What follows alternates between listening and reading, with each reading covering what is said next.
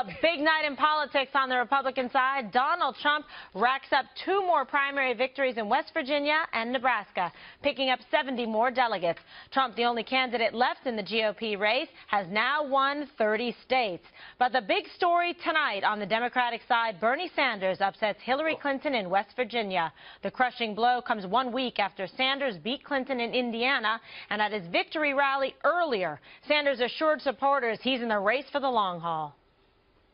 And this is a state, West Virginia, where Hillary Clinton won by over 40 points against Barack Obama in 2008. With our victory tonight in West Virginia, we have now won primaries and caucuses in 19 states. Let me be as clear as I can be. We are in this campaign to win the Democratic nomination.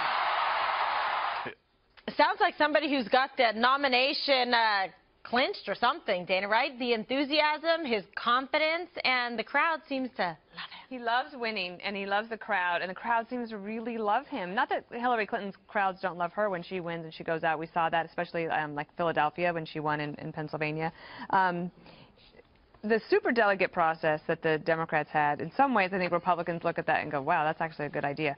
But Republicans moved away from that a while ago. I talked to a prominent Democrat recently who said that they think that maybe that the Republican system is a little bit better and more fair. And I think that Bernie Sanders, not only when he goes to the convention, will demand some sort of platform issue that be included in the Democratic agenda, but I also think that there will be a discussion on the Democratic side once again to try to flatten out and make the process a little bit more transparent.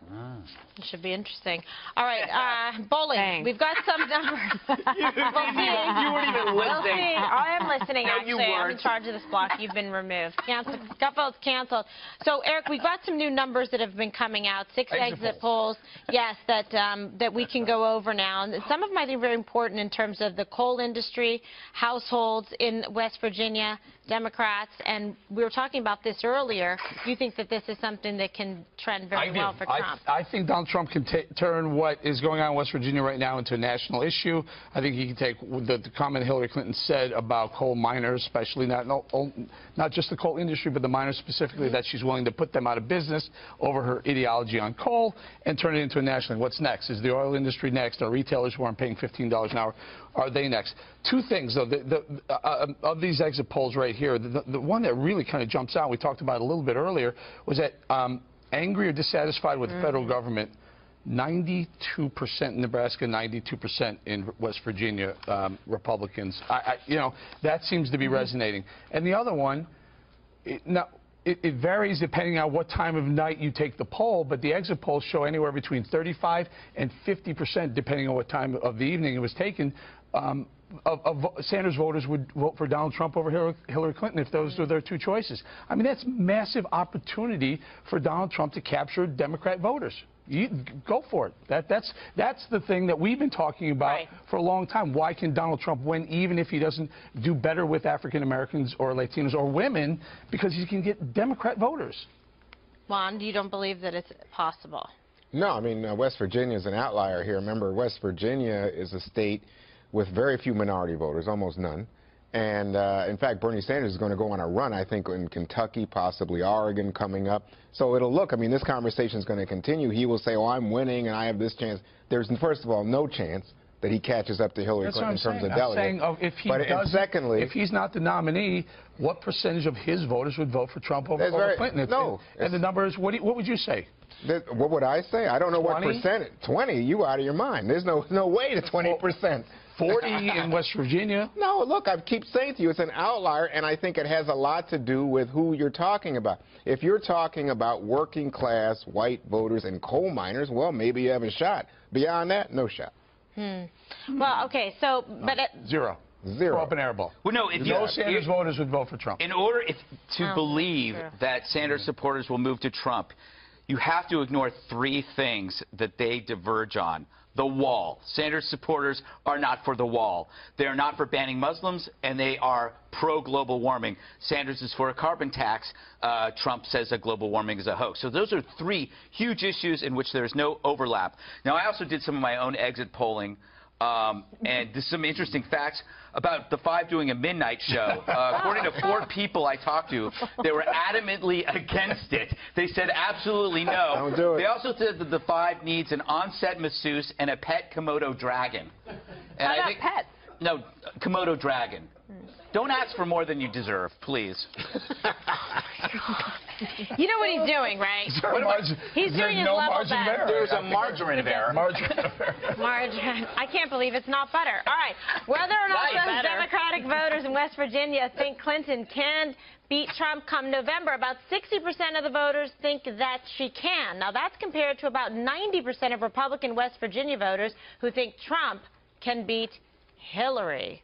See the comparison, Mr. Bowling? Yeah, and again, can I just point out on this exit poll that anywhere between 35 and 50%, these are Democrats. So you're saying that the number would be 0 is ludicrous. No, it's These not. are Democrats who say they would vote for Let Trump. me just, let's go back to Greg's and point. I'll throw a number out there. Wait, hold on. Let's go. Hang on. Let's go back to Greg's point. 15%. Yeah, but No, not 50. You have these fantasies. But the West Virginia Democrats have Look. the same issues as everyone else, don't they? What do you mean? They're against the wall. Bernie supporters in West Go Virginia back to what Greg was wall. saying, but I'll enlarge on what Greg was saying in terms of the difference between people who support Trump and people who support Sanders. The key thing is people who support Trump hate government. I understand They hate big government. But 35 they think to 50% government. of these people this are is what those you were people. Wait a second. This is what you're saying. 90% hate the federal government. Can't stand it. Guess what? Republicans. Sanders people want bigger government. They want government that provides for single-payer health care. Do you get this? Yes, I don't disagree with any of that. Okay. I'm saying 35 to 50% of Democrats in West Virginia would vote for Trump instead of Hillary. If the number's substantially less on a national basis, what's your number? Is it 10? Is it 15%? Let me say, if it's 15%, you're talking about 10 million votes that Trump could get. In 12 or 08, in 08 when Hillary beat Obama by 40 points, did you say, oh, all those votes are going to go to McCain? Is that what you said?